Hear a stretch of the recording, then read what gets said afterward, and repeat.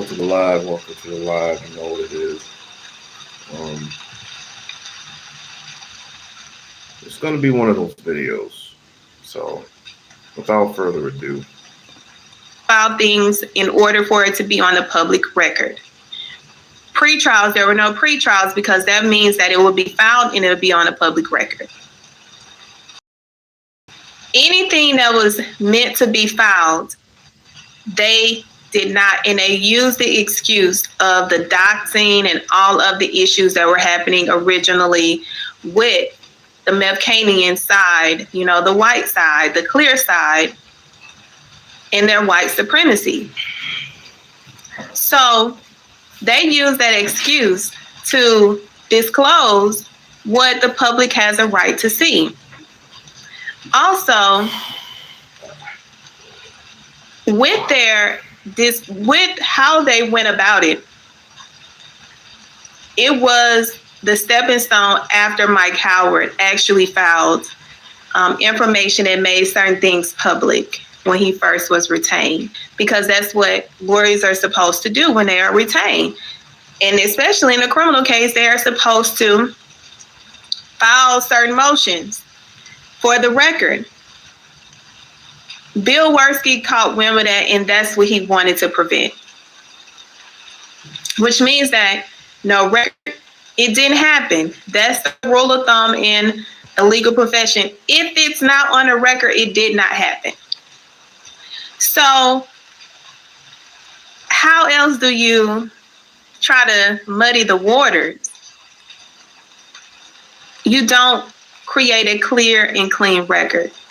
And that was established by the legal team of Carmelo Anthony, who the lead counsel was Russell Wilson, who did a master class, a phenomenal job. A phenomenal, no complaints whatsoever. for those who know, for those who already do know, that Carmelo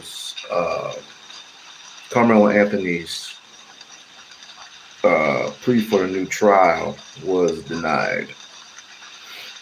I knew this was going to happen when, obviously, the things that I've heard, and most of it, if I could paraphrase it, because I don't know too much about law, this was over a contract. More like a gentleman's agreement, or something more important than that. I could read some of the gentleman's agreement if I could pull it up, but I'm gonna let this woman speak. I'm just gonna rant for a little bit. This is a communist country. This is a soulless country. And people come on here and you attack what you don't like. It's that simple. It's been happening for years and years and years and years. And yet,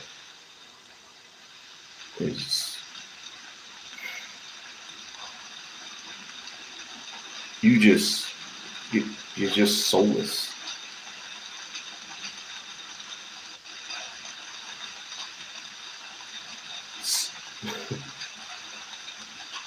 I'm trying to contain my emotions because this has never happened in my city. Because if it did, I don't think anybody would care as much because this is a tourist town. But in a city like Mississippi, or a state like Mississippi, Texas, Louisiana, Alabama, Florida, South Carolina, you're going to get things like this. Because these people have been emboldened by the Trump administration, the face of the administration, the face of the presidency, basically a white face. Because if it was Democratic, I don't think this would even matter. Now, I would be emboldened to say none of this would exist if there were a Democrat in the White House. But I'm not gonna bite my tongue because seen and heard some weird things while Bill Clinton was in office. I've seen and heard some weird things while Barack Obama was in office. Weird things, weird things. I mean, you gonna let a white woman talk you down the way that she did at that airport? Oh my God! But will it go on to this magnitude with three brothers dying, one female being hung on a tree? I don't think it would. I don't think it would at all. But back to this. With the Carmelo Anthony trial, there will be no renewing of the trial. Heard Dean? I think I've heard of it. There will be no renewing of the trial. And obviously she's going to explain the reason why. So when you are looking at that there is no record, the appeals court, the appellate procedure requires a record and not speculation. So when you need a record and the state intentionally prevented one from being formed, how else do you create a record? A motion for new trial creates. Thank you so much for the $5 holla, my dear. Thank you so much. Rock on with Mahogany Roots and MJ. Thank you so much. Thank you so much. A necessary record for the furtherance of the appellate process. So if you didn't know why it was important for the motion for new trial, that is a strategic mechanism when there is no record that was created intentionally or unintentionally. But we know here it was intentional. Hey, Bob. So that's the reason, that is one of the most important reasons why the motion for new trial was a key ingredient to creating that necessary record to to the appellate court. Because without it, his team was limited because there was no record.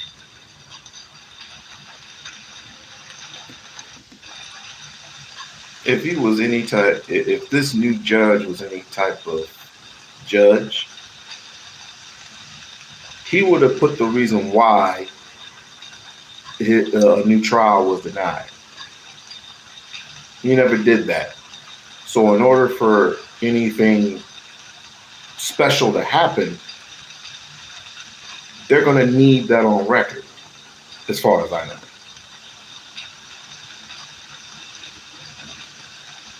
So what some people, like the clear people, think that this was a loss. Yes, it is a loss, because if you were there, you understood that they had more than enough reason for this to be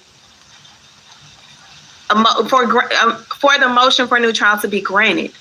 On Waller alone, a motion for new trial should have been granted. However, this judge decided not to. The detrimental reliance on this gentleman's agreement was more than enough, because what was established on the record is that these fools didn't even know the basis of the goddamn agreement. They didn't know what the hell to do.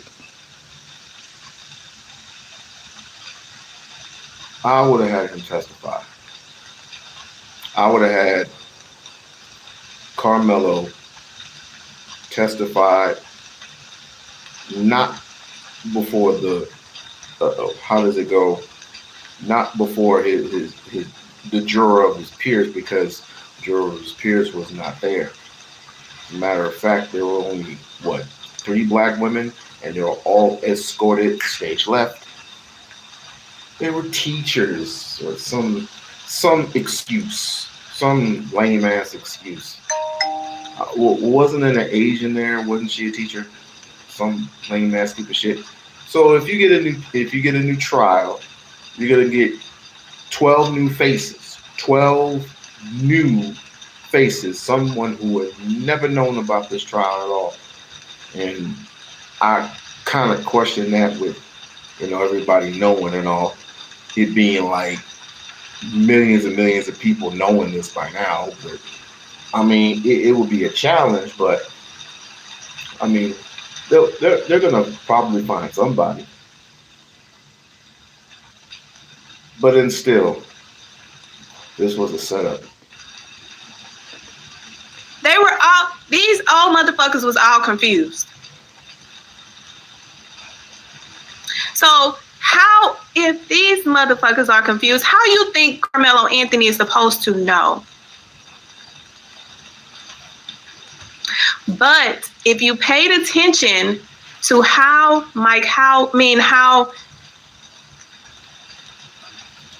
Russell Wilson put on his case, it was procedure for a reason. The procedure was the important key ingredient for a reason. That's why he didn't let Bill Worski rattle his feelings, do it, like get under his skin, allow him to dictate how he was going to maneuver through the process of his motion for a new trial.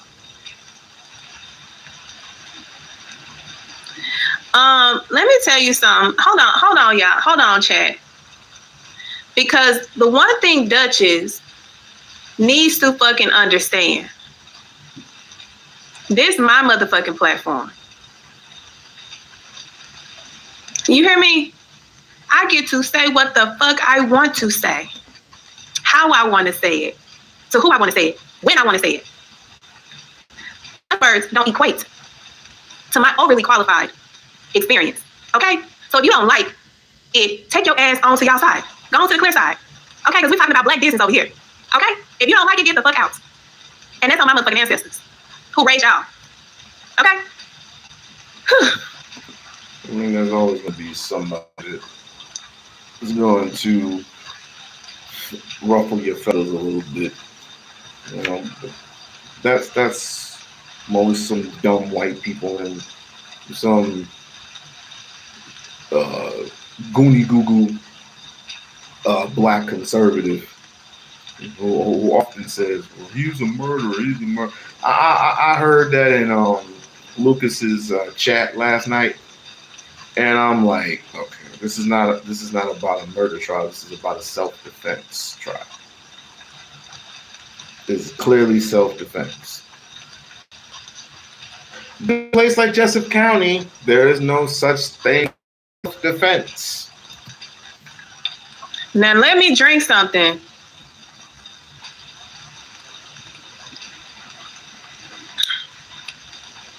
So the motion for the trial was essential and a key ingredient because it laid the foundation and the framework for Carmelo's legal team to continue to build the record that they need in order to support their appellate causes of action. So what may have been a significant loss today, because yes, you expect these people to follow the law and the procedure, and when they don't, it's a blow to the trust in the legal system. So as we matriculated through the motion for new trial, we found out everything. We found out that Carmelo Anthony's lawyers did not breach this stupid ass agreement. Bill Worski created that so that he could prevent Carmelo Anthony from testifying. He created this issue that said that, oh, I didn't know he was going to testify, knowing that Carmelo Anthony is on trial for self-defense, knowing that he has over 30 years of experience both on the state and defense side. He teaches CLEs on self-defense. And he kept contradicting himself, saying that, oh, I didn't know. And then he said, I know he was going to testify. That's on the goddamn record, y'all. But yet, he didn't want to testify. He only had like 10 minutes to decide. Relatively, what I've heard was, even if he did testify, this was going to hurt his case because of the text messages that were surfacing on both sides. And this is the reason why they didn't want this out. It's due to not just, all that was irrelevant because, but in favor of Austin Metcalf, it wasn't going to go good necessarily, because remember, we're in Jessup County. It wasn't going to go good for Carmelo because of the things that Carmelo had said based on his ex-girlfriend or girlfriend or whatever the hell, and of course a damn video game that they were playing. When you play a video game, you're gonna say stupid shit. You're gonna mimic stupid shit. And this is the reason. This is the reason why our community needs a sit down and a talking to about how there's nothing wrong with kids playing video games. It's what you say and how you say it, what you mimic, what you absorb. It's all types of stuff. This is the reason why I have the parental advisory on my kids' PS5, and I tell them, you're not talking to anyone online unless it's your cousins, unless it's me, unless it's your mother, unless it's somebody in your family. I do not trust people online out there. If you were an adult, that would be different. Because nowadays, kids with no home training don't know how to behave themselves. But this was just his words, I'll blow something up, and, I'll pump holes, and blah, blah, blah, blah, blah. That's merely nothing. That's merely crumbs to me compared to what Austin and Hunter were doing actively to not only black kids, but to their teachers as well. They were a whole bunch of bullies. So I don't know how that could equate to anything, but at any rate, his defense lawyer should have let him testify, but I'm going to keep that.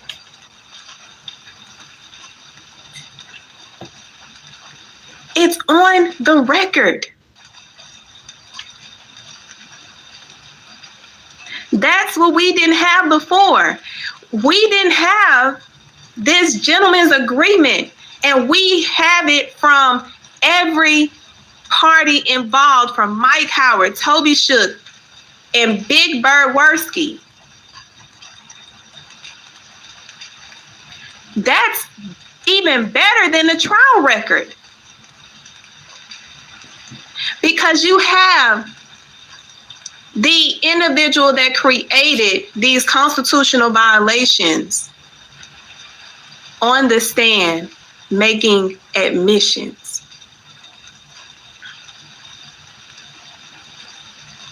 What we did learn in this gentleman's agreement that Toby Shook was even blindsided. I'm not excusing any one of these motherfuckers. I'm not excusing y'all one bit. Because there was no need for an agreement, because it was advantageous of the state because of how deplorable, despicable, disgusting, demonic, filthy,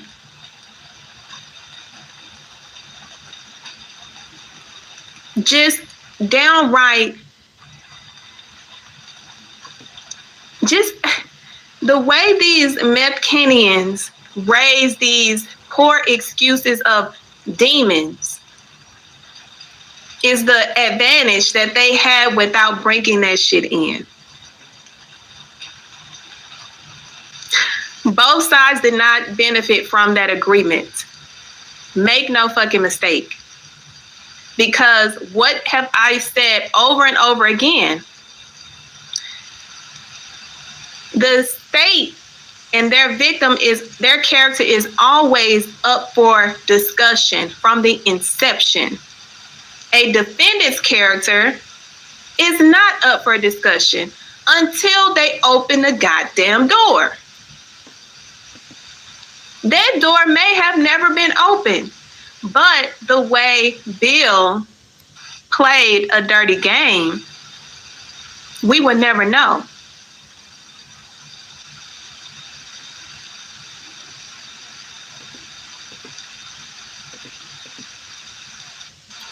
Talking about the prosecutor in the case, I could have told you that these people are all dirty. These people are all dirty, and these people are connected with each other. All of them are. We said it before for those who are following the Carmelo Anthony trial. Was that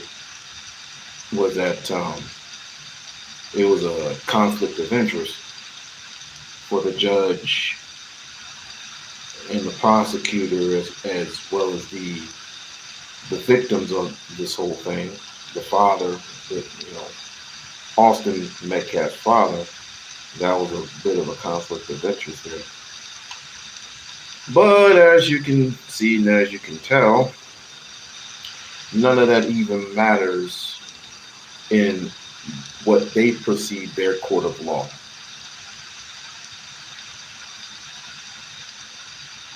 It doesn't matter what evidence you bring. It doesn't matter what you proceed or testify, or no matter how you perceive things to be, no matter how you plead your case, it doesn't matter in a soulless world where you find yourself in a very, very odd position if you are a black child. Now, if you are a white child who, let's just say, had stabbed a black kid or a Hispanic kid, and you get significant less time. But for a black child, for them to give a to give an example of someone, they're going to give the black child who they know that they hate, that that they fear the most, is going to get the most time. And you forget, under this administration, it gets worse. Under this administration, it gets worse. Under this administration, no justice is served. We don't even know what's going on in the Nolan's case. We don't know if that's a wrap or they're still continuing. Autopsy, it shouldn't take long for an autopsy to come up like that. Daniel Irvin, they drowned this brother. Oh, it was an accidental drown. I was like, what? So it's just like I said, being black in America is something else. Being black in America, it just often means in a white supremacist state, in a white supremacist, not just state, universal, in a white supremacist state like Texas, the number one most prejudiced, most racist state, second to Louisiana.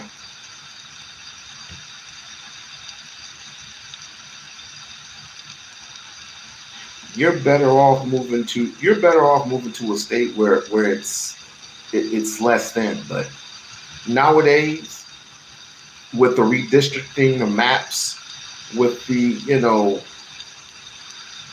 them trying to come up with ways and trying to get you to vote for somebody that's not in your interest.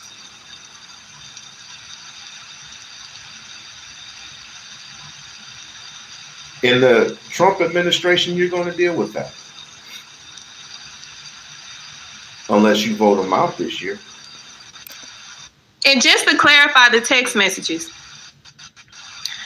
the state put those text messages on as a get back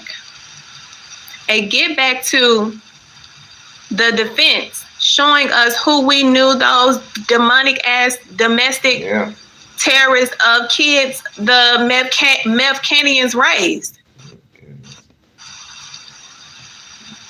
Yeah, there were demons saying, of course, when you say the N word, people nowadays think they mean them.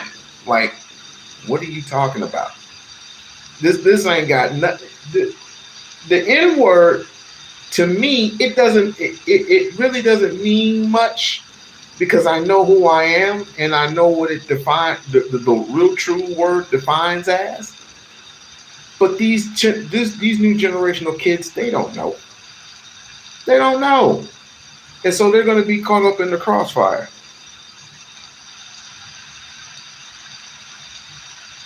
Actually, Barb, I was doing an experiment, but since you're here.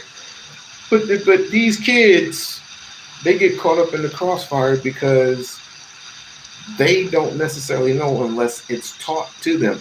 Now, pretty soon I'm gonna play an idiot that clearly thinks highly of himself, number one, doesn't think that racism exists in 2026, number two, and number three, he has been cooked nearly in every single place that he has been.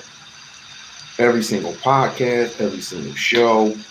He's lied on Nancy's show. I mean, he's lied numerous of times. He went on Jubilee.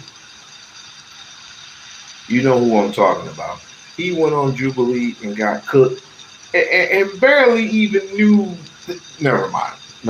I'll play in a little bit. But in the case of Carmelo Anthony, oh yeah, and I have to forget, this is the same man that said that Sandra Bland, not Sandra Bland. Was it Sandra Bland? No, not Sandra Bland. Sonya Massey. It was a righteous shoot for the officer to shoot her because allegedly she threw a pot of boiling water onto the officer, which was a total blatant lie. Total blatant lie. You mean to tell me I say a prayer and all of a sudden, bang, bang, you're dead. You're soulless. You're a coward. And that's why the officer who was responsible for shooting this woman in the head, not once, not twice, but 3 times, is getting 25 years to life in prison. But it's still not justice to me. Justice to me is catching the officer in the act while the woman is still alive and breathing. There are merely too many of us being murdered, and for unjustly and wickedly reasons. In the case of Carmelo Anthony, he defended himself. Point blank, period, in the discussion. No one can change my mind. Now, how you end up, I am going to say, and everybody can say, raise their opinions. Carmelo Anthony allegedly stabbed this boy. Words don't mean shit. A white man fears a black man's word is like fearing him graduating with ease. He's graduating in high school and he's going to graduate college and he has all these degrees and blah, blah, blah, blah, blah. And he has a degree in this and he has a degree in that and he's going to go to law school and he's going to be smart like all these other N-words out here and the N-words before him. And oh my God, he's going to be this magnificent thing. And I can't even get my foot through the door. I have to have somebody hand me something to be special. Kind of sounds familiar. Kind of sounds like Donald Trump when he was handed all this money and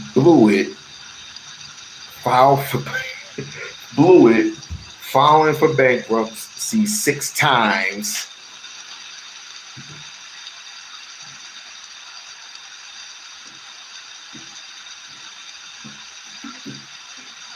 Can't even keep his hands to himself.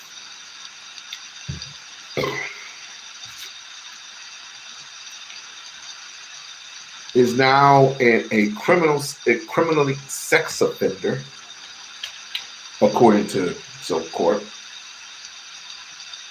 According to Silver Court, it's not me. You might want to speak to the Supreme Court about this. Might want to speak to them about that. But yeah, the mere boy, who they say, was he attempted to do this. He just right after his meet, he just went up there with the intention of killing Austin. They never knew each other.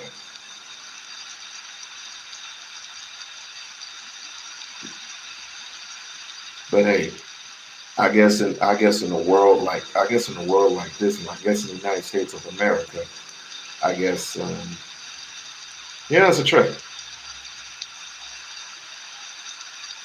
You do something. I said this before, right?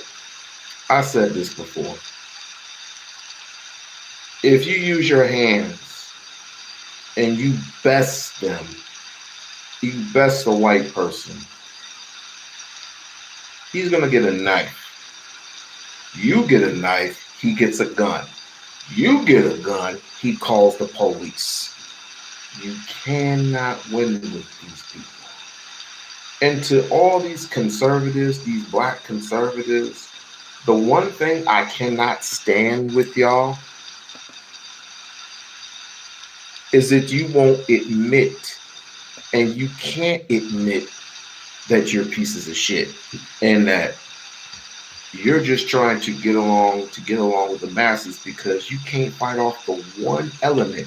You can't fight off the one thing that nearly puts you in shackles. Mentally, that is. And that's the white man. You want to fight off black women. You want to fight yourselves. Meaning us, the true black men. You want to fight yourselves. But apparently, you won't hold anyone else accountable but us. When you yourself won't even look in the mirror and hold your fucking selves accountable for all the lies and deceit you put out there. Brian Donalds is included in that. Yes, Brian Donalds is included in that. It's not just Brandon Tatum. It's and Stephen A. Smith. That includes each and every single last one of them. I mean, y'all just sick. You just waiting for a big check. That was a get back. Carmelo Anthony's text message. The state put those text messages on as a get back to the defense, showing us who we knew those demonic ass domestic terrorist kids, the Mepcanians raised. That was a get back. Carmelo Anthony's text messages or messages were intertwined into Call of fucking Duty. How you think these kids? I thought it was Fortnite. Kids talk on Call of Duty. So it was never an advantage for both sides. So you mean to tell me? Never. While these people were playing video games, obviously this is the same thing that my son does. He plays video games and he either texts or uses his computer or his laptop. This is just what these kids do, and these kids mimic us. My son mimicked me when I was listening to the radio while playing video games, and it's on the weekend. They're not going to school until next month, which they got a pretty good ways away. Today is the 23rd. Yeah, they got a good week and a half, or actually a little bit more than that. They got 2 weeks. They go back to school. It's less time that he has to spend on the video game. Less time. But I watch him. And this is what we need to do with our sons. We need, well, first, be a father and play with your sons. There's nothing wrong with that. There's nothing wrong with wanting to be in the child's life. Hell, you brought them into this world. Why don't you want to play Call of Duty or whatever with your son? And let them know while playing it, this will not be mimicked. You will not get a gun, or if they, of course, these people don't really care. These companies don't care as long as they sell. As long as they sell a product, as long as they sell a product, they really don't care as long as they get that product out of there. And they know that these kids are going to want to be, unless they don't need permission. Some of these kids don't even need permission to buy video games. Some of these people don't need to buy video games. But they really go out their way and they know they're going to buy them. They know they're going to buy them. I don't really care as long as the parental thing is on, which it is, and you can't get on the video game without me. I'm supposed to be managing. It's the same thing as Fortnite. There are certain games on the Fortnite games that you can play, and there's other games that you're going to need my permission to play. I actually like that. I didn't know it existed. Are you a cripple? Why come white folks don't be putting no seasoning on their food? I have no idea. I have no idea. I have a question. Why do Negroes mate with these white women? Mate with these? Never mind. It's not even that type of party. Never an advantage for both sides. Cases are won and lost in voir dire. The state knew that they would lose their case in voir dire if they didn't have that agreement to keep the information about those demonic twins out of the record. Because when you have 3 African-American jurors who see that these people are talking about African-Americans in such a deplorable fashion, who are beating up on African-Americans, and they just don't happen to be on your jury, that was motivation to strike them. And not because they were educators. Because only 2 were actual educators. 1 taught at a beauty school.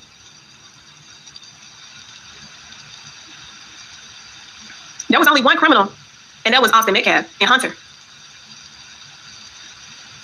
Hunter would have been on that stand. He would have been on display for the world to see how disgusting and how piss poor of a job his parents, who should be coined the worst parents of the decade, because they had two that was terrorizing. So when you look at the detrimental reliance, what we learned was that the agreement was if anyone was to make any false moves or may violate, that you had to let the other person know immediately. So Bill Werski's reliance on saying that Mike Howard had violated, and he said he violated by saying chess player, and Mike Howard said, I didn't say that. They went to blow for blow in the judge's chambers. And come to find out, Mike Howard was right. But it was too late because Bill Werski knew he had a plan and a scheme. He waited until Monday when this statement was made on Thursday. After the defense had made such strides in their agreement and fulfilled it. Carmelo Anthony, after hearing the back and forth, said, it doesn't matter what we say or what we do. I don't trust Bill. I'll finish it for him. And he was in his right to say that. But I'll help the brother out. I don't trust the system. Thus, I do not trust the court system. It doesn't matter where you go, or it doesn't matter where you are. It doesn't matter what you do. You have to have all your I's dotted, all your Q's and all your dots, all your commas. You have to have a straight line of evidence, a straight line of truth. Anything that curves to the left or the right, just a little bit, and everything is suspect, and they can point to you, and they can say all types of stuff about, what you did in your past, and he was a threat to society, and all this other dumb shit. This is the reason why I don't like certain people in our conversations. Like white folks. Why do you have to be in our fucking conversations when we're talking about certain points of views when it comes to our people? When it comes to this case, fine. But when it comes to the black community, you always to stick your nose in shit that don't belong in. I don't come to your fucking trailer park trash ass home and talking about how you need to clean this shit up. I don't come there. I don't come to your suburbs. It's like, how much money have you stolen from us? How much money have you lambasted? It's just sick. It's just sick. And I try to keep it on certain things, but I try to keep it on politicians, or all these corrupt politicians, from the cradle to the fucking grave. I often like to keep it there, but it's kind of hard to keep it in a certain place where that in reality, racism is not going to go away. It's just simply not going to go away. It never will. It never has. It never will. I'll even give you something to remember. If you go, and I always follow this cat. He was a comedian. He's been gone for over, I think, 13 years or something like that. George Carlin. He even illustrated how demonizing white folks can be. He even stated how demonizing, how poisonous, how wicked, and how insufferable white folks can be. He even pointed that out. He's a white guy, was a white guy. He's been dead for over 13 years. He's a white guy. Even what? The old lady Jane? The old lady Jane, or whatever her name is, she even pointed out how wicked and disgusting white folks are. You can't blame me. Blame them.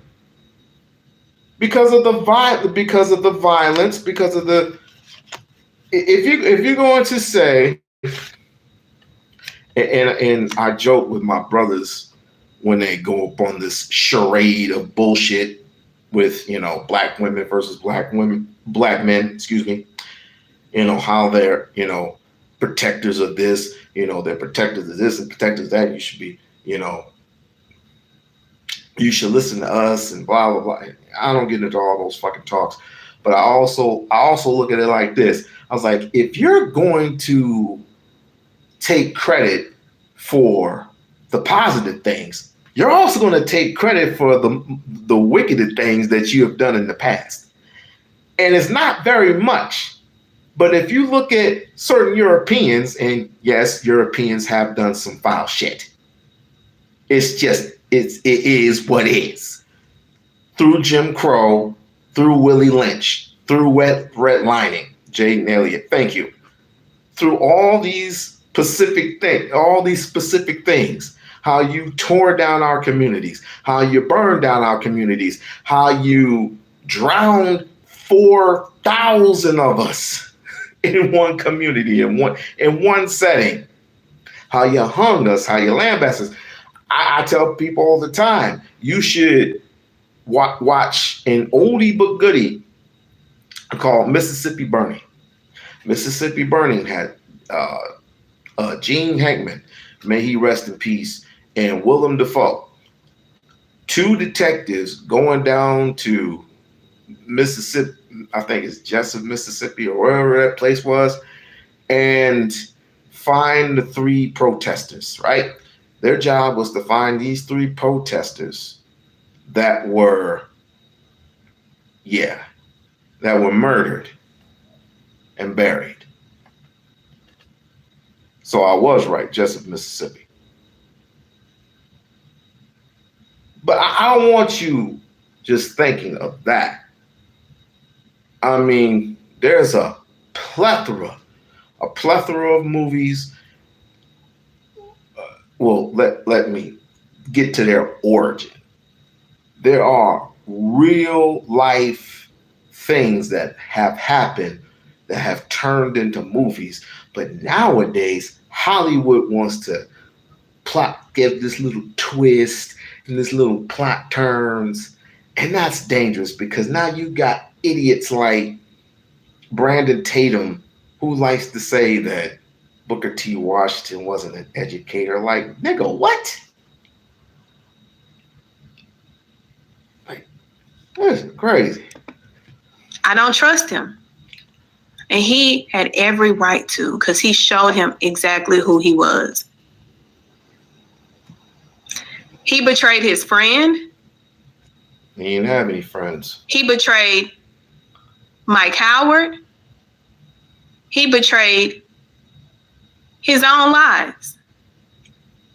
So those were the 2 points that were heavily focused on from the defense side because they had to get the record. They had to get it on the record.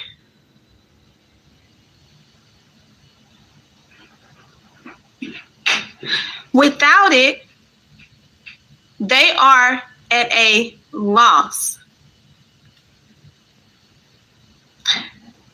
The public access, the Waller factors, where they fucked around and found out was on June 1st when the judge issued an order for a holdover, an overflow room, which is allowed when you have cases that are of public interest. It was allowed for jury selection. Both sides did not object. They had nothing to object to.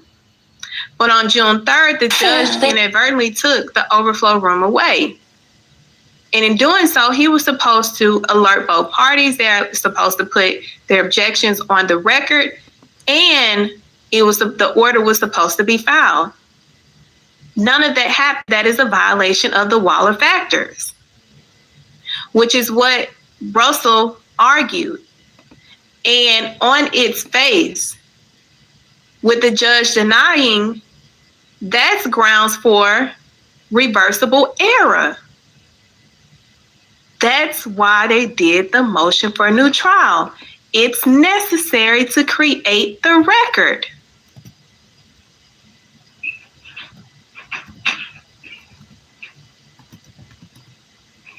So, when you look at how they operated on this public information, they ended up firing the black guy who was doing his job.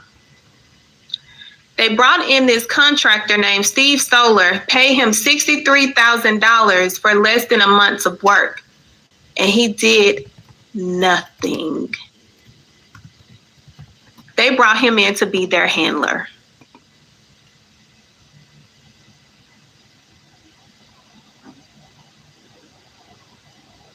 They brought him in to be their handler.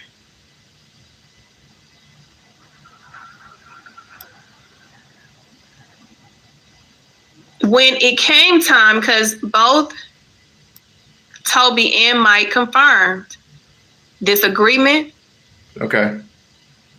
The detrimental reliance. I can't even find that.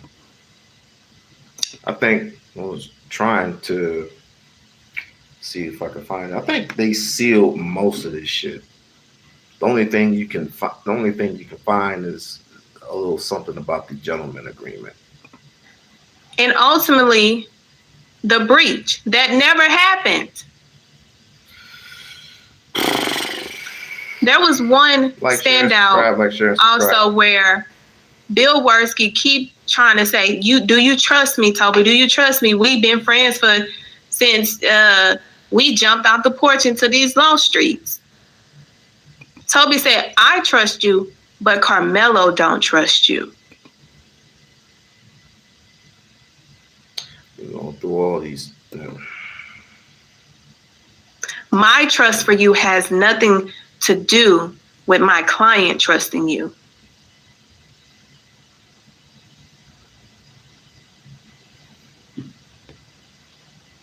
That's sad. Ain't this the same person that was testifying on the stand? But I don't know. Maybe I need to get into law. You're not supposed to be doing that. It's so much that I can dive into, because when the defense raised and it was time for the state, let me just tell you, they violated again. The code states that a advocate cannot also be a witness in the type of trial that they were having. The judge overruled it and allowed Big Bird to be his own witness. You can't be an advocate and a witness at the same time.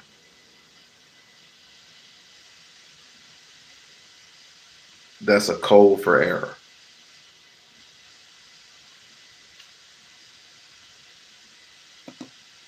That's an error. An error. But yet, again, it's Jessup County. Let me transition over here, and let me get to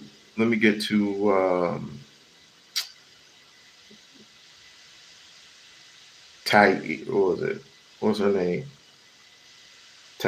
Tashana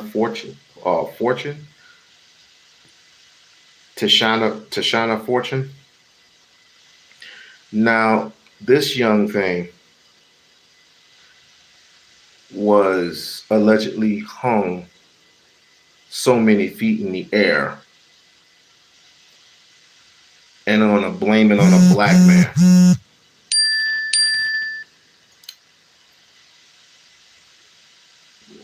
Long time no see. Okay.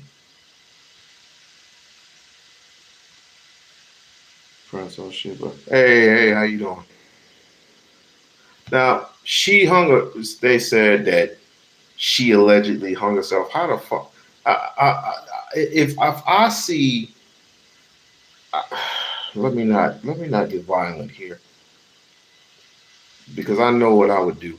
I'm already still heated for what happened 2 days ago, and it was non-relatable, internet related. But if I hear somebody so much as say, "Why are all these girls hanging themselves?" I merely want to internet slap you. And this is the reason me and Lucas agree. Some of these, well, I would say some, but some of these dudes just need to go. They just need to go. They need their own fucking island. You're irresponsible, irritated, and just downright just stupid. Downright dumb. I mean, y'all just say the dumbest things coming out of your mouth. Oh, this is not a self-defense trial. It's a murder trial. You'll go from that to, oh, this black woman hung herself. Maybe she had a man and she stayed with that man and married that man and blah, blah, blah, blah, blah, blah, blah. Had a ring on the finger and stayed home, cooked, clean, stay with the kids and give me some loving every now and then. Women wouldn't have never been in this position. And you wonder why they leave anyway. But this inbred never mind. That she knows her daughter did not do this to herself. This morning, growing demands for answers in Mississippi after a 29-year-old mother of four was found dead, hanging from a tree. We're going to press this as far as we can press it until she gets justice. Tasia Fortune's body was discovered last week behind a vacant house in Jackson. The family telling ABC News the circumstances surrounding her death do not add up. Tasia loved living life. Like, there's no way that she took her own life. The Jackson Police Department saying, quote, an active death investigation is underway. You ever notice that every time these things occur, they always say, we're doing an investigation on this person, and it takes months. Things like this shouldn't even take months. It should just take a week or two. Make an autopsy. Boom. And depending upon the autopsy, should we do an investigation? Yes, we should.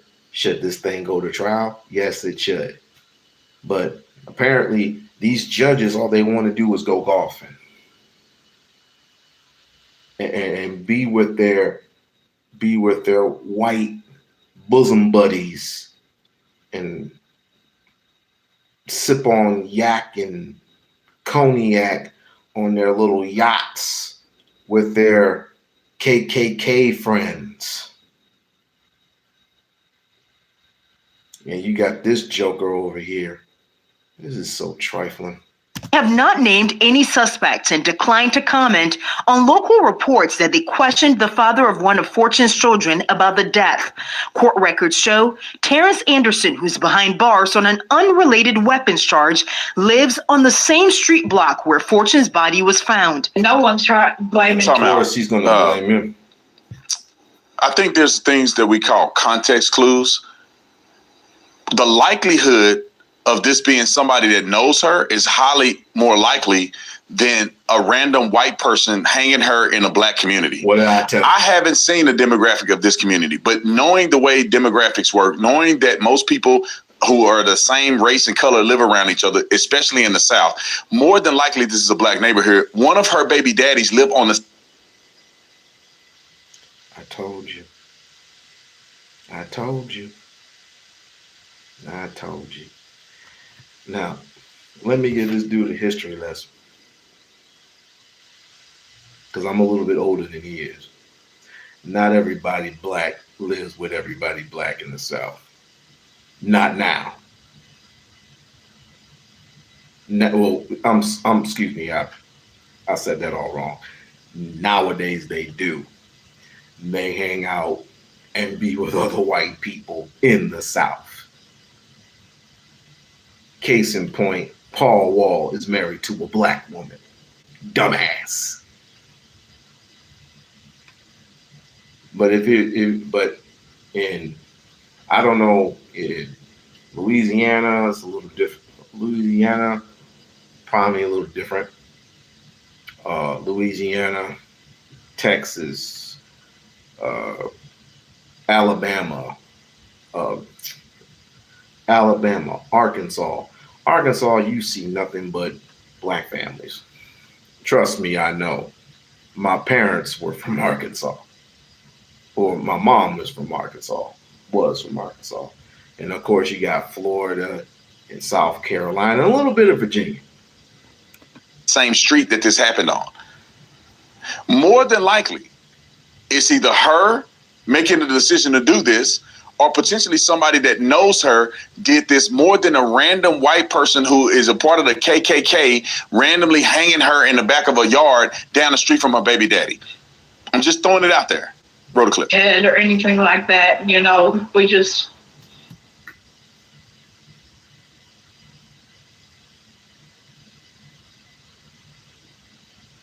And y'all put up with this guy? You are literally letting Brandon Tatum talk down to y'all like this? Yes, he gets roasted. He gets roasted every day. They have animated clips on this guy. He ain't no different from any other clown I've ever even sniffed or witnessed act this crazy. I would have looked them straight in the eye and said, you don't really believe what you're saying. Because if you do, you're either stupid or slow. Stupid and slow people can't push my buttons and piss me off. Not like this. So you want some other type of stupid or the type of crazy or something to believe that this woman would actually hang herself? Really? And any other black woman or any other black man? What is in your head, man? I've been wondering what is in this guy's head sometimes. We just want answers. Meanwhile, concern growing in the community and among local leaders given Mississippi's troubling history with lynchings and racially motivated killings. In the last year, Mississippi police have responded to 2 other tree hanging deaths. Both were ruled suicide. 2 tree hanging deaths. These are the 2 people who were hanging. One is black and one is not black. So the 2 other hangings were one that was black, one is not black. The young black man that we see here, Trey Reed, I think that's Trey Reed. That young man, there's no evidence that it was foul play. Trey Reed allegedly sent the message to somebody saying he was going to unalive himself. And shortly after, this is the result of that. There's no evidence of foul play. There's no evidence that it was racially motivated. And he already mentioned that he wanted to take his own life. And to put an icing on the cake, Benjamin Crump abandoned the family and never released the independent autopsy that would have revealed evidence of something if there is anything to be found. Why is that? So when you put these things together, you realize not only black people are found hanging from trees, there's also white people. Then you put in conjunction with that Benjamin Crump comes out and get these people all riled up over it. You act like white people don't white people don't do other foul shit to other whites. You literally are sitting here and telling me that white people don't it no such thing as white on white crime. So a white person was hanging from the tree, man. You know how many homeless people out there on the street? White homeless people? You know how many people had served this nation, have served in the military? You know how many whites have came home and thought they had it all figured out? They were going to come home in a clean slate and was going to get benefits from the government. Not so fast. You left Uncle Sam. You need to start over. You left Uncle Sam, you're going to need to start over. So you're thinking, I fought and bled and died for this country. This is what a white man is saying. I fed, bled, almost got my arm cut off, blown to bits, inhaled mustard gas, all this other type of shit, getting bitten by poisonous snakes and bugs and all that, fighting for your liberty, your right to live, Donald J. fucking Trump, and the only thing you can tell me is I can't get a motherfucking an actual career at least? After I fought and bled and died for you? They don't mind making that sacrifice. They don't. Because if you're not a part of that program, you're never going to be a part of them. So this is the reason why I'm wondering. I'm asking some of these Trump supporters, do you really think you're going to get a seat at the table just because you did a J6? You think you're automatically going to get the money that was supposedly, allegedly provided for you, which was $1.8 billion that was going to be in a trust fund for those who claim January 6th victimhood? You really thought you was going to get that money?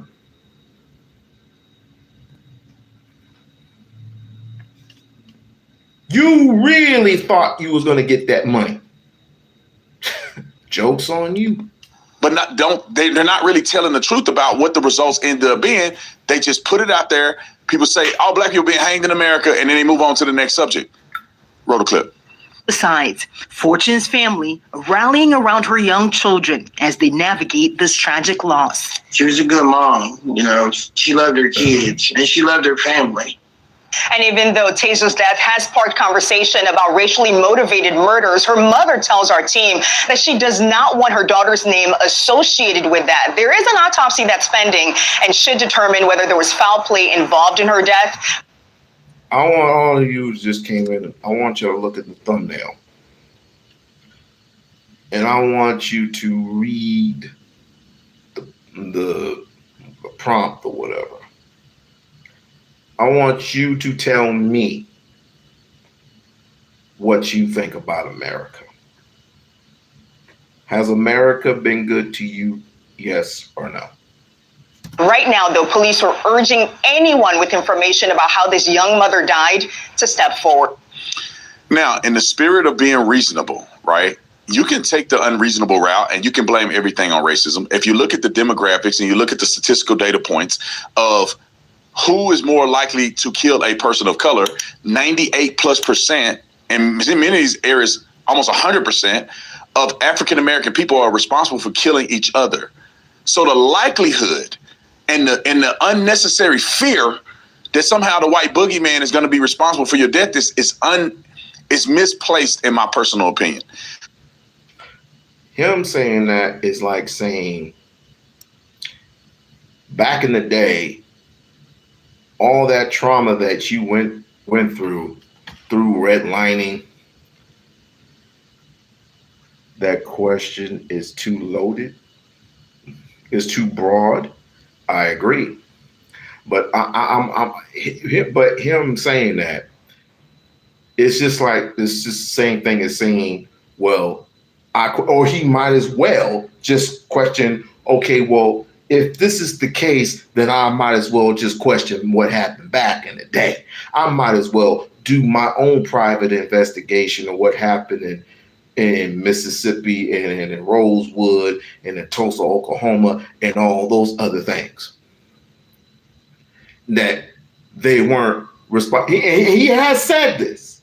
He has said this that white folks were not terrified of black people because they were in a free for all with each other and they got beaten up. No, we kicked the shit out of any and everyone. The only thing that we ever feared was the gun, because the gun is a great equalizer. Same thing that happened in Africa, the same thing happened in America, the same thing. It's the same shit. Same shit. But with him and others, it's not just him. Him and others, they run the same damn playbook. They run the same damn formula so that I would say the special whites, your Bill Murrs, the Bill Murrs of the world, Bill Murrs and your Bill O'Reillys and your all these people, they suck. They suck and they got nowhere else to go. They got nowhere else to go, nowhere else to turn to. He's gonna die off soon. So he has no other adventures to grasp onto, but then to hold on to his dying love for Donald Trump. And so they recruit guys like him. Some of these people through Breitbart, some other company, I don't know. Some other company. But he might as well work for Breitbart the way that he's talking. Here's more. The city council is making this, and the family, as you see, they didn't say nothing about race. They want to know what happened to their daughter. They don't believe their daughter would have done this. Now, anybody that has ever had a person who committed suicide in their family, most people would say that they didn't believe the person would do it. It was something that was shocking to everybody. And most people are like, they wouldn't have never done this. Unfortunately, we don't know the demons that people are struggling with on the inside. What? That's why it's unsuspecting of people when they do something like this. Whoa! Wow! God! You can't make this shit up! Wow! Wow. So is he saying I gotta go back and I gotta listen? Something that was shocking to everybody. Here's more. The city council is making this, and the family, as you see, they didn't say nothing about race. They want to know what happened to their daughter. They don't believe their daughter would have done this. Now, anybody that has ever had a person who committed suicide in their family, most people would say that they didn't believe the person would do it. It was something that was shocking to everybody. So you mean to tell me that this woman, Miss Fortune, just said, fuck it, I'm going to go that far high up in the air. I don't know how I'm going to get up that fucking tree, but I'm going to actually do it now and just psychologically hang myself?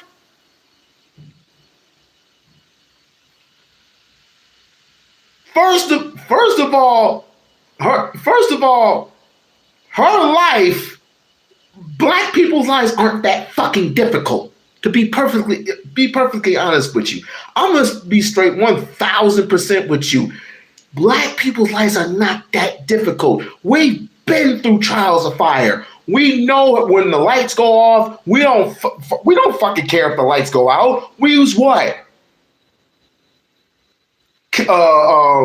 Flashlights, candles, or whatever. We just use those. the heat goes off. We're gonna start a bonfire up in this bitch. The man, a man, look, girl, honey, child. I don't care if that man left me. I don't care if he cheated on me. I would like to know what psychological ad hominems would you throw at me if I ever decide to, because he has 3 million followers, most of them are white. If I ever decide to even interview this bum, what else does he say? And most people are like, they wouldn't have never done this.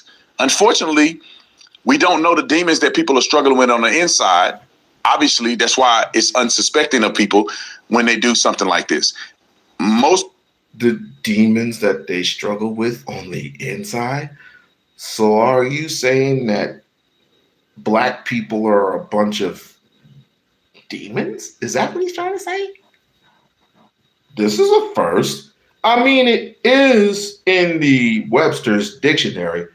Webster's, a white man's dictionary that says the word black is defined as gloomy or dark.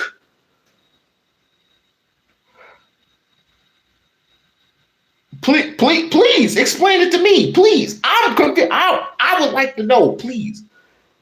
I wish you could bring your fine self up here and please explain it to me. Please, I would like to know what this dude is trying to explain to us. The inner demons of black people. That's the cases that I've done that people have committed or unalived themselves. The family had no idea. People doubted that they would even ever do it. Unfortunately, they were dealing with demons that nobody knew about, and they ended up unaliving themselves. This could very well be their case, given the fact that there's no other evidence to present any other reason why. That's bullshit. No, what were you? Okay, he is saying that the general public and people in general don't know what a suicide victim might.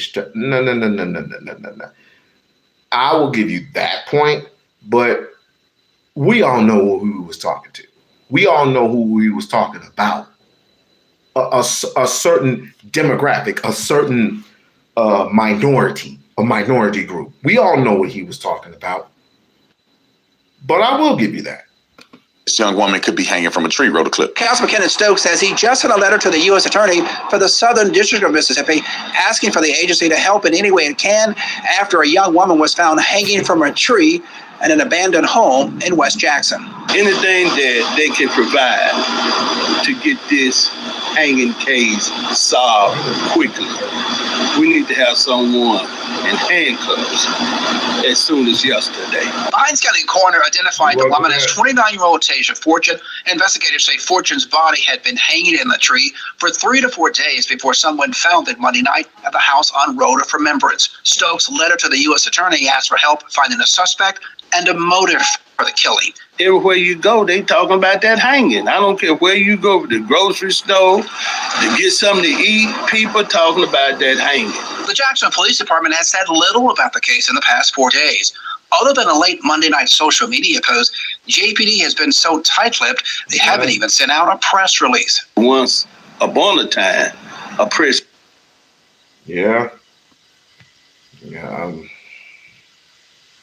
not saying that I feel sorry for you, but I feel sorry for you. Trust me,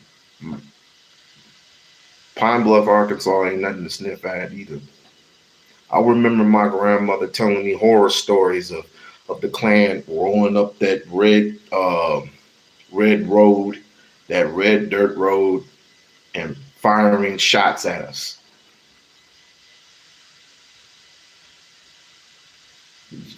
All the yahoo. So my grandfather and my grandmother, they had to get, and my great grandmother and my great grandfather had to get them shotguns, boy. and defend their home. Defend their home, defend their cattle, defend their horses, cows, and whatever. And my great grandmother was on the other side of the red road. Road was that fucking small, and they were yelling in the middle of the night, "Yahoo!" It's like Yahoo this. So I know what it is talking about, but this shit here.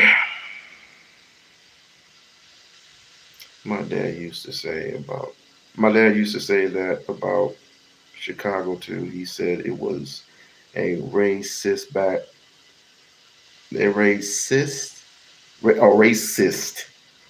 in the day. I guess everyone was once. They say once you are. Ain't no going back. But then again, might be wrong. To release will come out quickly because of the sensitive nature of hangings in Mississippi. Alrighty, let's talk about it. In a Thursday interview with 16 WAPT, Police Chief Rochelle Brackney refused to answer any questions about the hanging investigation. Councilman Stokes says even if there's no... Let's just put this in perspective. The young lady that you see there appeared to be either mixed or black. Majority of the Jackson Police Department is black. I feel like that people have a vested interest to get you convinced that this is a white town in the middle of Mississippi. Everybody's white. This young innocent black girl is hunted down by these white Klan members from 200 years ago. In reality, the majority of the police department is black. Therefore, your point being, so obviously, I'm just going to assume that he knows about the rich history about Mississippi, which everyone knows about Mississippi. Even my man in the chat knows about the history of Mississippi. Wasn't all that great. As a matter of fact, it was downright degraded and wicked. Who most likely is in Mississippi? The Klan! Who most likely is hanging up black men from trees and burning crosses in people's lawns? The Klan! Oh, that doesn't happen anymore. Oh, it doesn't happen anymore. Why? Because they have suits on or something? Because they fear that, just because now that the government allows them through the Second Amendment, they can carry guns and shit. Thinking that they fear all these white people. No. They standing back and saying, we don't have to do this and do that anymore, because they're doing that to themselves. But ever since Donald Trump got into office, these people are emboldened to call you out your name. Case in point, we got a idiot flowing around here saying that I love black people, but I hate niggers. Right? And Jake Lane, I'm talking about Jake Lane. Jake Lane has been arrested not once, not twice, not 3 times, but this is his 4th time being arrested. His 4th time being arrested. And this is why I say this system is so damning. It's so corrupted. It's so damning and it's so corrupted. And I'm just wondering, is this dude going to get any type of punishment?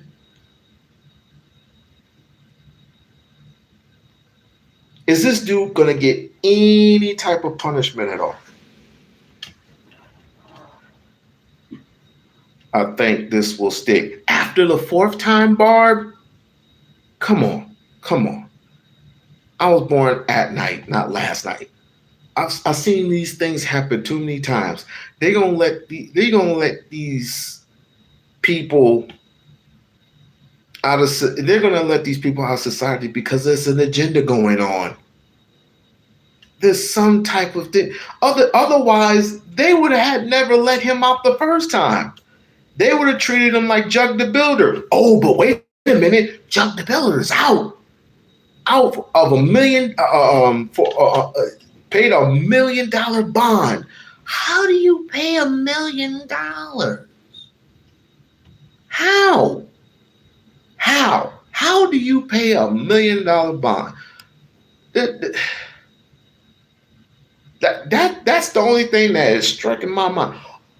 Oh, could it be for the simple fact that he went to some different I was gonna say different course. Yes, he went to different people and it's like, look, well, my bonds is gonna pay for this, my bonds is gonna pay for that. $1 million. But Carmelo Anthony is doing 35 years. 35 years. Let that sink in. Or mishandling of an investigation is probably more so the mishandling of black investigators. I would argue that black people would not allow for a young black woman to be hung by a white man who's a Klans member that had all these kids and they not do nothing about it. How the fuck would they know? How would they know if they didn't know about the body until like what, the 4th fucking day? And somebody reported it. I do not know where Lisa is. I haven't spoke to her today. Did you email her finally? Unless you're convinced that even black police officers are all racist too. It just doesn't make sense. A majority black police department. No, you just hate yourself. Point blank period in discussion. Let me go over here and let me stop sharing this. And let's see what these people have to say because I was supposed to be doing it. I guess hopefully they come up with some great news. Easy call. Is Drew on? Y'all went. I don't think Drew is here yet. I don't think. So y'all went to see Jeezy. Oh yeah, we had a great time last night. Yes, you remind me. I gotta get my tickets. They had more shows. Yeah, he had more shows last night. LeBron the King came out. They gave him a key to the city. He had the largest hip hop orchestra ever put together. He broke a Guinness World Record, so it's pretty cool to see that show last night. Well, I'm glad y'all have doing other stuff. So that was good because they got some things on the record that they didn't have on the record before. That now they can get an appeal. Absolutely, and I had the opportunity to actually talk to Russell Wilson yesterday. He, by luck, just ended up showing up. A coincidence, showed up at one of my family members' wedding, and I was out of town, but my mom and dad took a picture when they called me, so I had a chance to talk to him. And he told me that, he was very glad that they were able to get some things on the record, that they are still fighting. So they did get some things on the record, meaning that when they go to the appeals hearing and they look over that, they'll have something to fall back on. And that means that a high possibility, don't quote me on this, but this is going to be a high possibility that Carmelo Anthony is going to have a retrial. But with this appeals, going through the appeals court, might take a couple of years. So by the time Trump gets out of office or JD Vance might be his replacement, we will possibly maybe be looking at another trial. But this is going into a right direction. Now, I would prefer him have a retrial now, but we'll see. Fighting and moving forward with the appellate process. and that they're going to get their brief together. They are waiting on the court reporter now to get the transcripts and get the entire court record together so they can go over to the Fifth Court of Criminal Appeals in Texas, which is in Dallas, Texas. So it's no longer a Collin County issue right now. Now everything that was done in Collin County at the trial and the things that were put into the record. Hey, your long lost sister's on the other side, Barb. At the motion for new trial hearing, now it's up for appellate review. See, most people may not realize that an appellate case in front of an appeals court is actually written briefs, responses to briefs, but it's not like you're actually inside of a courtroom arguing your case to a judge. It may get to a point where you have to come in and argue your appellate brief, but before you can even get to that point, those judges, which I believe is 5 of them on the appeals team, they have to. It's a panel of judges. They have to decide if they even want to review your case. So you submit your brief. The state has a chance to respond, and at that point, the panel of judges will review the written pleadings and decide. And they will also review all of the court's records. So the whole transcripts of the trial, the pretrial motions, and the transcripts of the motion for new trial will all be considered by the appellate court before they decide. Lisa, you might want to go over to the other side. She's waiting on you with a big thing of pound cake. If they want to take this court up on the review. So take this case up on review. Okay. When they review it, so when they look at the entire transcript, as an attorney, do you have to tell them like what are the reasons that you're appealing it for, or are they just going to look at everything and say we find this error, we find that error? How does that work? Well, a little combination of both. First of all, in the brief, you're gonna point out as the appealing party, you're gonna what you believe were the fundamental errors or the constitutional errors that violated Carmelo Anthony's right inside that brief. Okay, and the state will have a chance to respond. At that point, the panel of judges reviews it. They look at the transcripts. If they see any other fundamental errors that exist, they may address it in their response. But it has to be something very significant, meaning that it would have possibly affected the outcome of the verdict. So it has to be something fundamental. For instance, the jury instruction that was given on by Judge Roach in the trial when it comes to self-defense. So that particular jury instruction that he gave, that's nice. Provocation by difficulty, which is a common law theory, is not actually in the Texas Penal Code. So I know that that's one thing that they're arguing, that jury instruction was an error and that the case should be overturned because of that. They're also arguing that it should be overturned because of Carmelo Anthony's Sixth Amendment right was violated by the limited public access to the trial. And they're also arguing that the state violated his rights by coercing his trial attorney, Mike Howard, into telling him not to testify at trial. And, you know, the whole gentleman's agreement, which was a big deal in the motion for new trial. It seemed like that gentleman's agreement just overshadowed every other argument that was being made because it got feisty once Mike Howard got on the stand, and then Toby Shook got on the stand, and then the state prosecutor Bill wanted to get on the stand and kind of give his 2 cents when it came to the gentleman's agreement. But it seemed like that was overshadowed a lot of the other arguments, but that was a very contentious ordeal. And what up, Drew?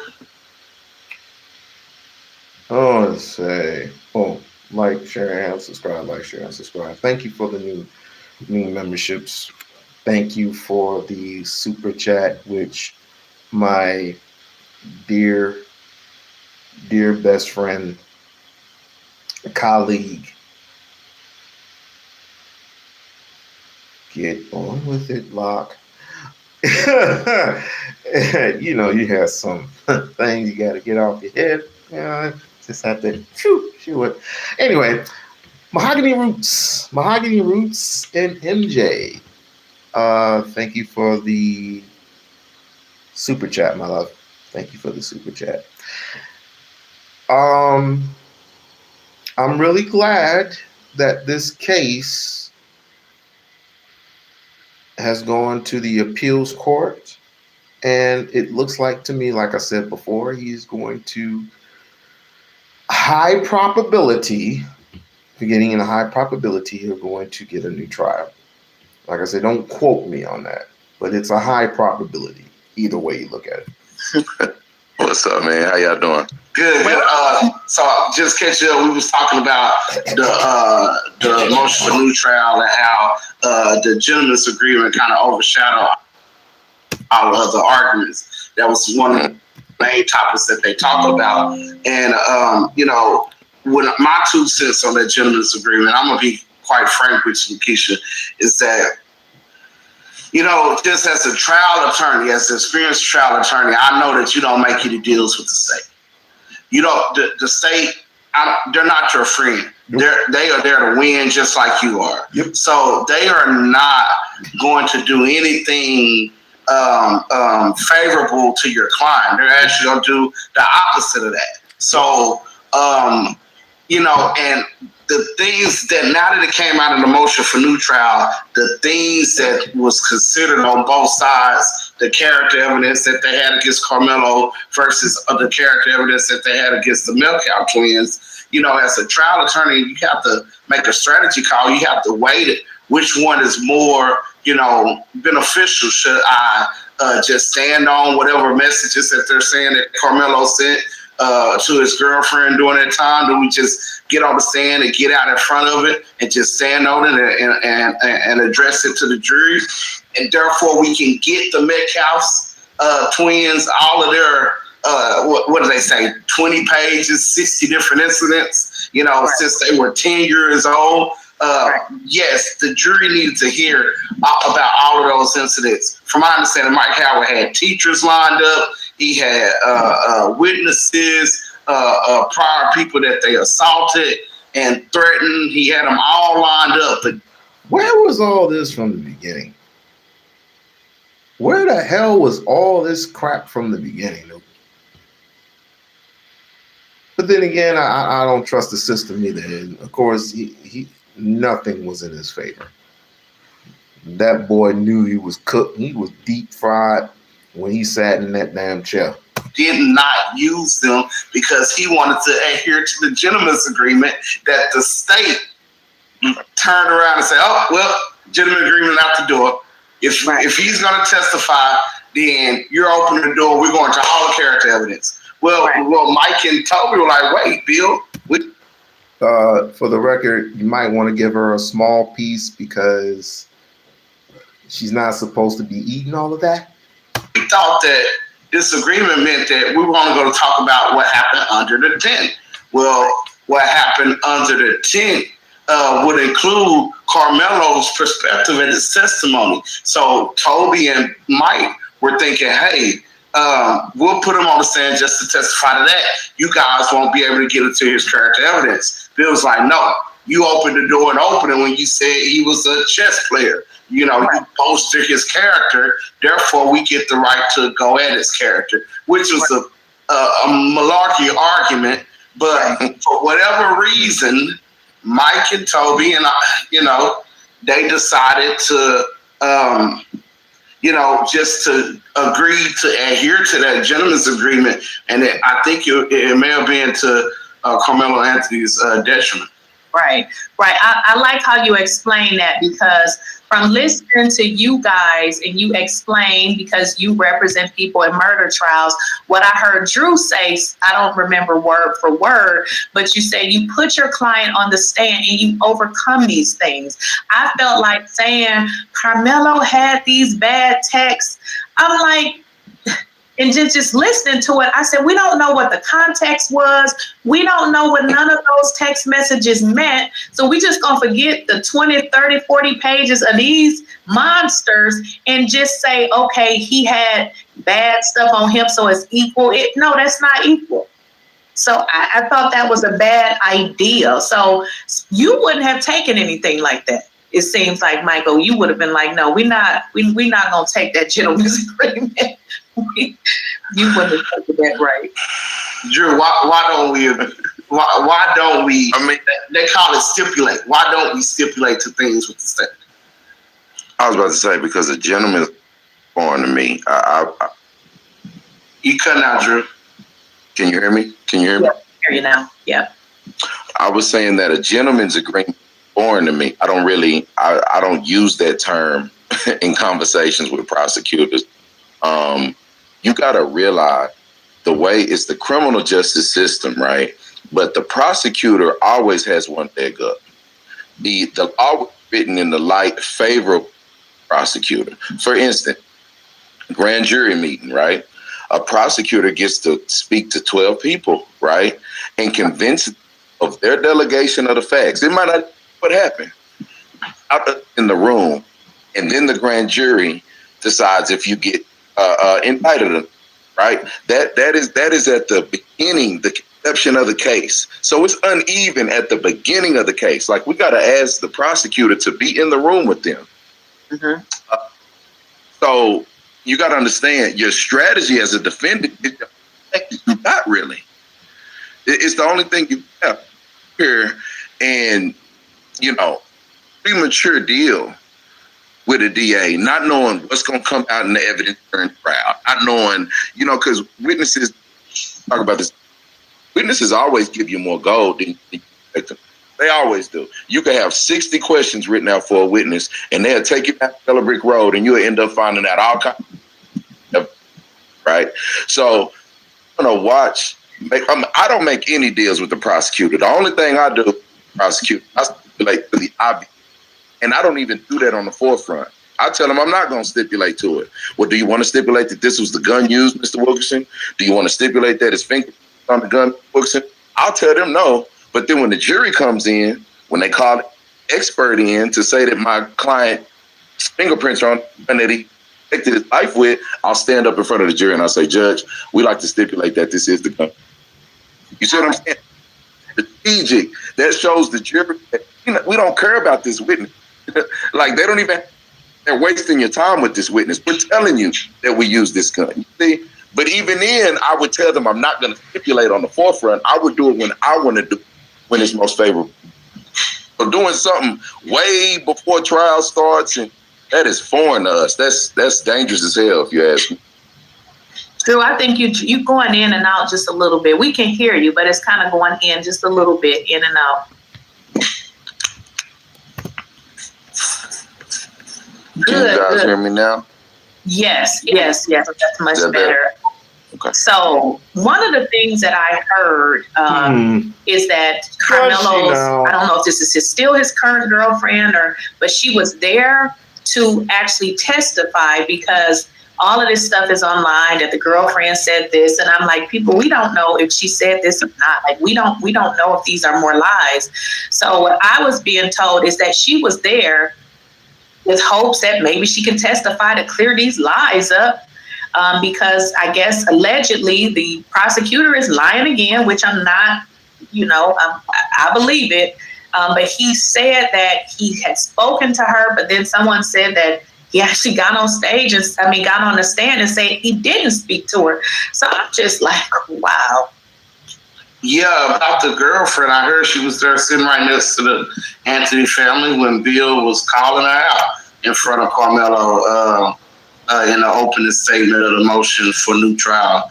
I heard that she say she didn't say those things, that she was saying that to some of my people who were in the courtroom.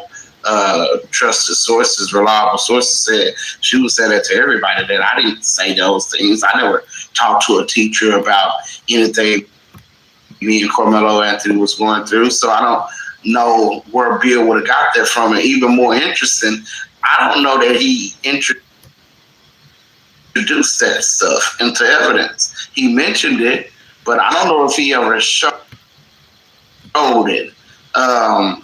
And maybe one of these other sources who were in there can help us. But I don't think he ever showed those text messages that allegedly Carmelo had sent. Not that I don't think they exist, because as an officer of the court, I would assume that he would get up and be truthful in front of an open court to everybody that's watching. That he's not getting up there making things up. So what he's talking about when it comes to the text messaging and all this other stuff, he was texting his girlfriend. They were all playing Call of Duty. Let's get that free and clear. They were playing a video game. And we have sons. I have a son. You have a son. If we were all playing together, blah, blah, blah. I mean, being in a different atmosphere, they will all be respectful to each other. Although talking shit, when you get a little older, you talk shit to each other. La la la, why did I whoop you? But we don't let it get it as far as I'm gonna blow your house up when I see you. I'm gonna have 50 guns on me and a whole bunch of grenades. First of all, where are you gonna get that? First of all, where are you gonna get it from? My stuff is locked up. How you gonna get to my safe? How you gonna get to my safe? How you gonna lock my safe to get to the stuff that I have? How you gonna? Where you gonna get the money from?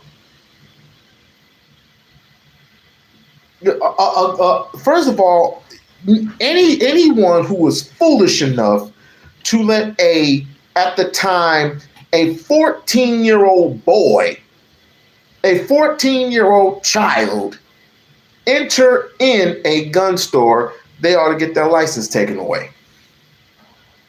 So I don't get all the, all that texting and all this other bullshit, la, la, la. I don't care about none of that.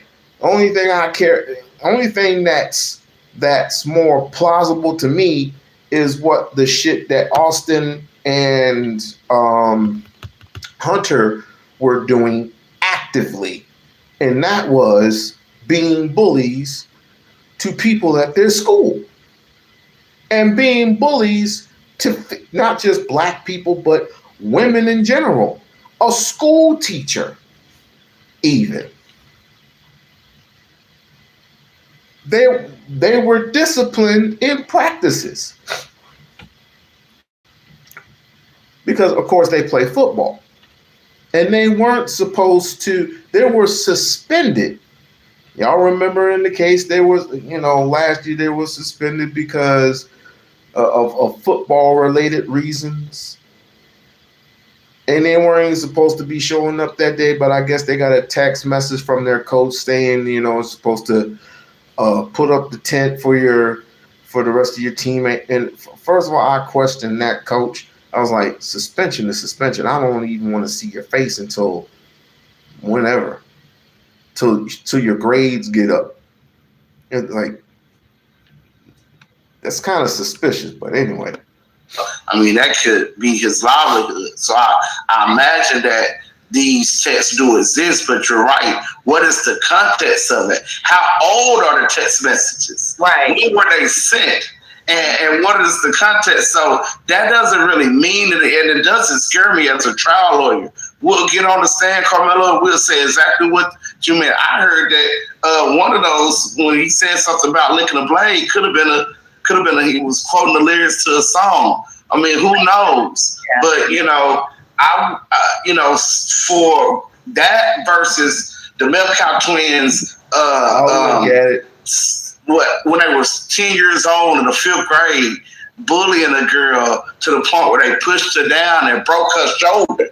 Right. And her mom filed, police complaints. Them getting arrested for the KKK and kill all the niggas sign and graffiti that they wrote at 12 and being on probation at 12. Them threatening the cheerleaders. The referees who said on the field they were menaces to them going on all the teachers who said that, every single year for 7 years straight, they was suspended for some odd reason. They was getting kicked off teams, but they was being let back on teams because, I guess they were good and coaches needed them. But, the voluminous amount of character flaws that they had to show that they were aggressive, to show that they were known bullies, to show that they were had talked about jumping and torture black kids throughout their school career. When they beating up the parents or something like that? I was gonna say Something that. like that. Thank you. They threatened Jeff, said that they'll slap Jeff and he wasn't gonna do shit about it. I mean, these boys just felt like, hey, me and Austin and me and Hunter against the world. The mom was scared of them, obviously. So yeah, I would have been. That would have been the first thing out my mouth. I'm not gonna open statement. Drew know me. First, that these are career bullies and known bullies, and I'm gonna prove to you, since they was 10 years old, they've been running around here bullying everybody, especially young black kids. So that would have came out, and whatever the state wanted to do about Carmelo, they would have just had to do it, and we would see where the chips left. Sidebar, the Supreme Court, thanks to John Roberts, just granted motion to get the ballroom going again. Yeah, this justice system, or excuse me, this government and this justice system are very damning propositions, or not propositions, just damning altogether. Your senators are corrupt. Your Congress are corrupt. Meanwhile, people are arguing with me all day, every day about Jasmine Crockett and her position and why she celebrate and why she voted for AIPACs and Israel and da da da da da da. She's out the door in January. She has no position. She literally has no position. And yet you want her to do what you guys want her to do.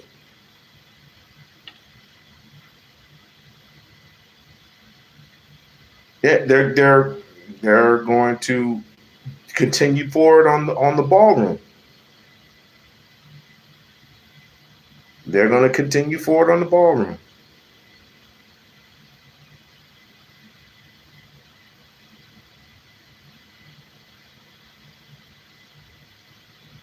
And they're all fake. Whoa. Nothing I can tell you. Oh, damn. I was going to say, watch your mouth. That wasn't me. That was Lisa. Watch your mouth. She's going to She good on that, bro. Right. Right. And see, that's what I like about y'all. We don't put our person on the stand, overcome the objectives. I always hear there's two things that Barb cannot stand. People talking shit about Obama and politics. Attorneys trying to take the easy route. Like, oh, well, he said that would have made it worse. We have all said and done things. That don't mean we need to go for 35 years. Like, why a statement that you made, we not knowing the full context of it, oh, well, you can just go to jail for 35 years. I said, nah, I think that should have been explained so that the jury would have been able to understand why he made whatever statement. I mean, if it was on a game, then he could say, hey, this is what happens in the game or whatever. But to say, oh, he would have got more time, I'm like, you wasn't going to get more time. I would merely have him testify. And of course, I would suppose he has a very good defense team. I would have said, when you said all those things on the text message, Were you playing video games that day? Yes, blah, blah, blah. We were playing Fortnite or whatever. Even Fortnite, it gets heavy on Fortnite. It gets heavy. I mean, these are like video games that really, when you have all it takes is a headset, a controller, which if you help me get a controller, it only cost me $20. But anyway, all you need is a controller, a headset, an account, and everything. Everything will be everything. What do I mean by that? I mean, if you have an Xbox, if you have a PS5, and if you have an account and you play these particular games, you have millions and millions of people on servers each and every single day, and they're talking shit to one another. And these teenagers are under the ages of 13. There are some 7-year-olds who do cuss, and they do get carried away on some stupid shit. And this is the reason why I don't let my son play with nobody unless it's family, people I introduce him to. Like, if Barb had kids, which I don't know if she does or doesn't, and they play Fortnite, I would let them play Fortnite because I know she has a handle on situations like this. But as far as my son single-handedly playing with anybody else with at least my parental guidance, if I'm not there looking at him and reading my book or whatever, or playing with him, and somebody says something, cussing and carrying it on or whatever, I'm gonna tell him, shut that shit off, or I'm gonna shut his mic off, just to shut his mic off. And if it gets too carried away, I was like, well, let's just play by ourselves, because I don't allow you to get involved or get engaged with none of these wackos out here.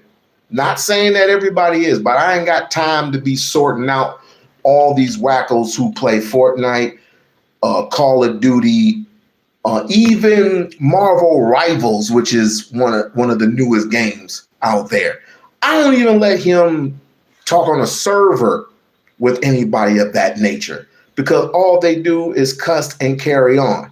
If you do something wrong, you are going to get cussed out eventually. They're going to talk shit about you. They're gonna literally talk shit on my son. I'm like, no. Because if I had my way, I would be nice. I would definitely Homelander the situation. For those who don't know who Homelander is, look him up.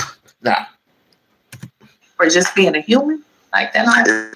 Exactly. It's an opportunity to humanize your client as well in front of the jury. I mean, nobody's coming here saying you perfect. You see what I'm saying?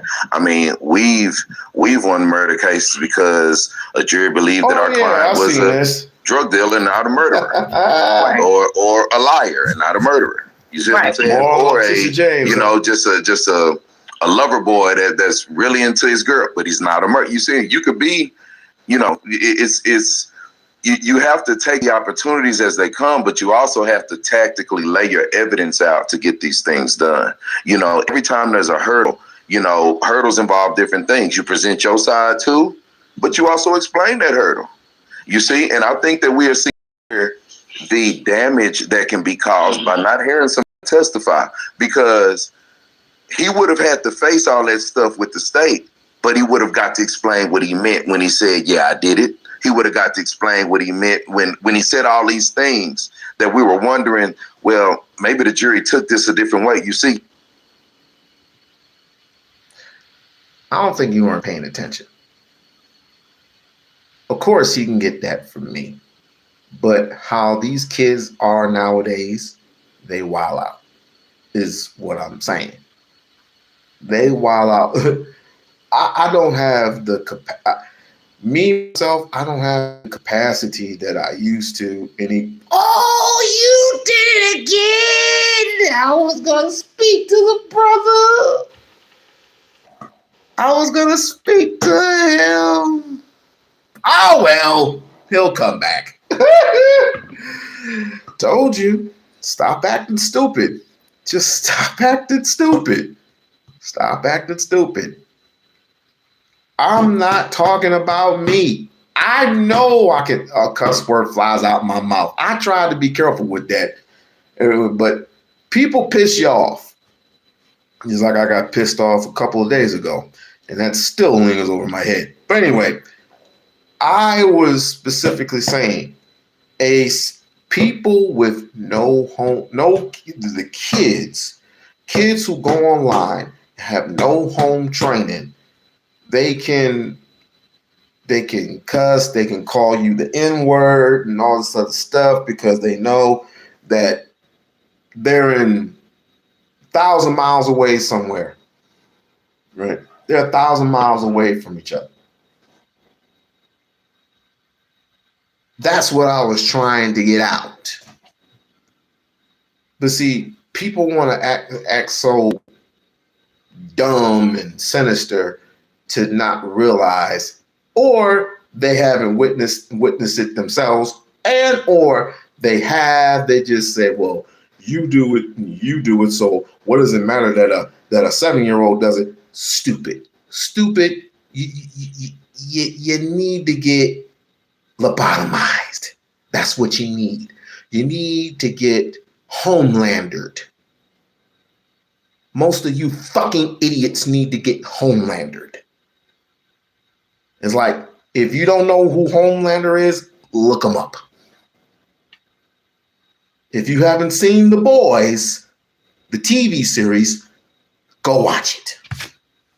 I'll tell you, Homelander, I don't like Homelander.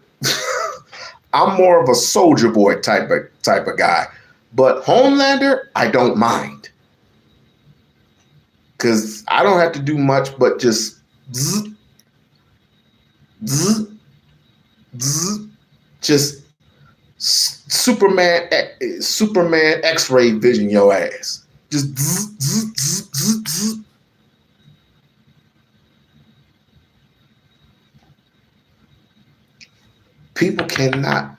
I cannot tolerate, or I will not tolerate, people who act dumb and either don't know, do know, but just want to humiliate you or they want to have some type of gotcha moment on you. Like, I don't have to feed you this information. I could just go on with my fucking business and not even feed you this information. Or I can just time your ass out, or just ban you from the chat room. It's that fucking simple. Or I'll just have the people with my mods. I'll have my mods just clean your clock all fucking day. Because you don't like, you don't share, and you don't subscribe to what I do. If I tell you that a fucking a baby, an infant, can throw up the middle finger, he's like, "Oh, baby, they never throw the middle finger." I'm paraphrasing. I'm not saying that an infant can throw. Come on now. But what I'm here and realize,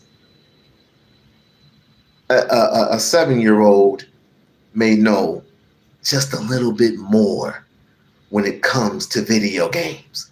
Possibly, maybe, depending on if you play more than he does. All you do is just give him the counsel. He'll hook it up and he'll have a ball.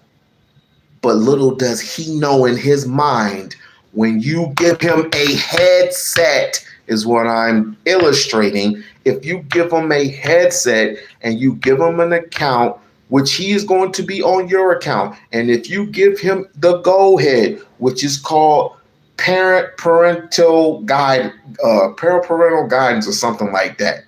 If you sign off on him, you said he has permission from me, the parent, to go online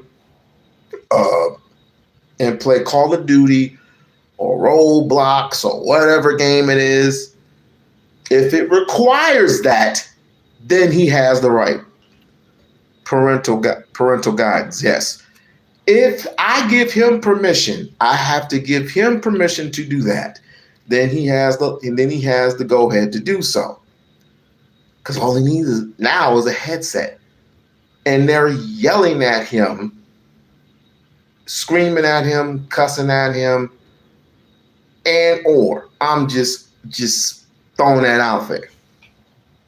Because in case of Carmelo Anthony, if that's not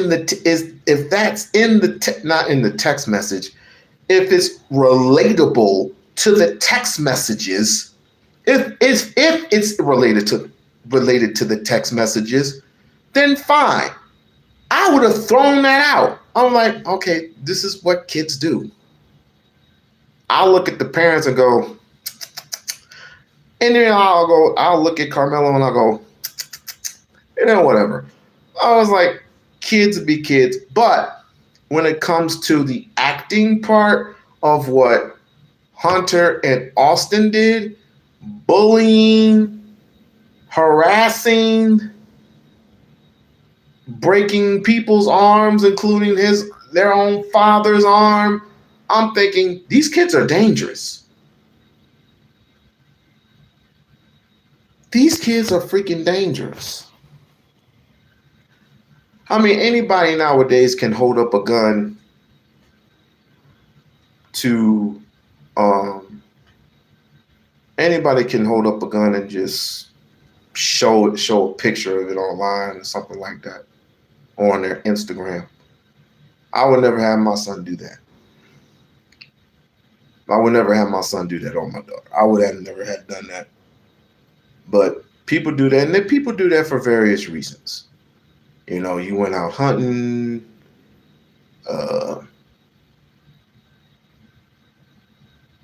you went to the gun range. All that stuff means nothing.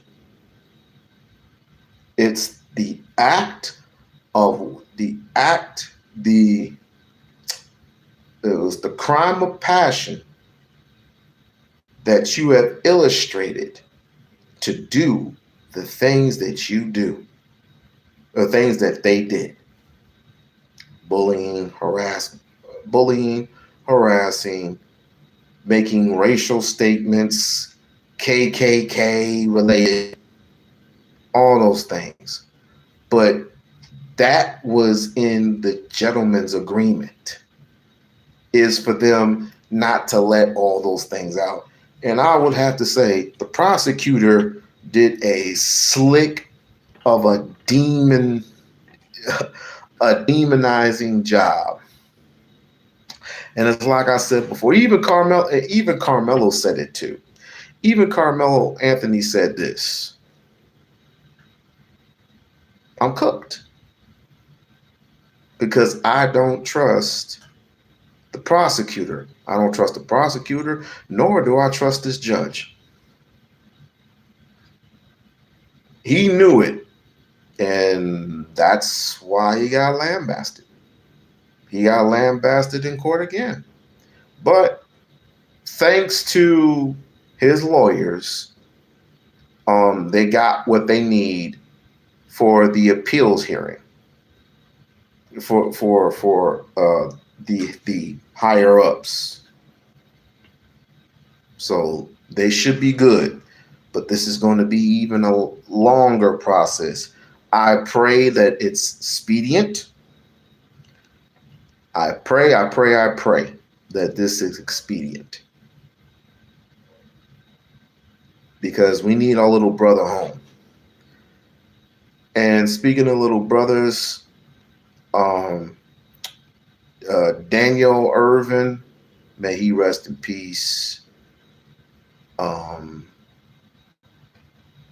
They basically stabbed, drowned the boy, called it an accidental drowning.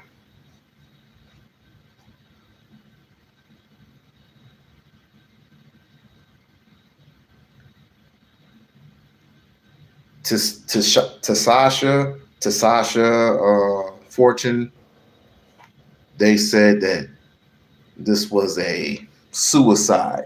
This was not a suicide. This was a homicide. And of course, we have George Floyds of the world. We have the George Floyds of the world. We have the Ahmaud Arbery's of the world, Breonna Taylor, Sandra Bland. The list goes on and on and on and on and on. And to me, through this administration, the United States of America, this is the thing. They want me to start waving the red, white, and blue flag as if it's supposed to mean something to me. Like I'm supposed to, you have freedom in America. Why don't you just enjoy it? And you know what I say to that?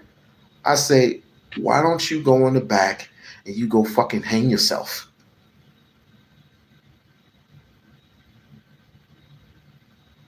Like you do my ancestors before your ancestors before yours. Why don't you just go in the back and hang yourself and you can see? Why don't you go and see what it's like to hang by your fucking neck? Why don't you do that? And you tell me how good America is. Oh, you're just a victim. Oh, you're just a victim. Those things don't exist anymore. Oh, I was never a part of that. Oh, I was never born back then. I don't know. I live free. I live free, man. I live free, man. I'm free. I got black friends. This is what makes it worse. Why do you always talk about black on black crime? Why do this or white supremacy?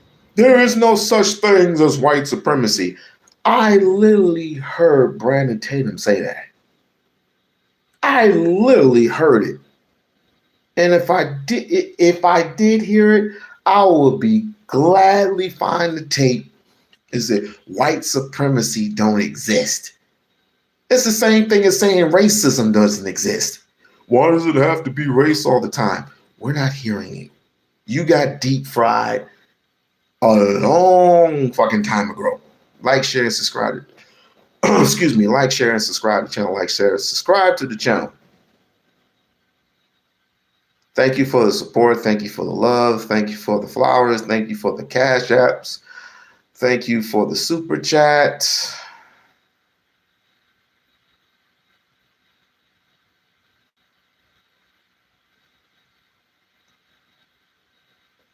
They refuse to acknowledge history, and furthermore, they want to get rid of history. What do you think Donald Trump's doing? What do you think Donald Trump's been doing? He's basically helping reverse everything, and he's getting help. My goal, well, I can't tell you yet what my goal is, but it's going to be Black history related. So y'all don't get lost in the sauce. But I know jerks like this, the Officer Tatums of the world, are going to want to, have to ignore all this. So I think it's time for me to hit the streets. It's about time for me to hit the streets. What do you mean? I mean, go on the strip and start asking those type of questions. Stay tuned. I'm going to start asking questions amongst the people of Las Vegas, Nevada. And I want to see what the people think about racism in America. I want to see about that. A friend of mine wanted me to do that. And I was like, I don't want to do all that. But now I want to. Stay tuned. Stay freaking tuned. Stay freaking tuned. Stay freaking tuned. You guys have been great.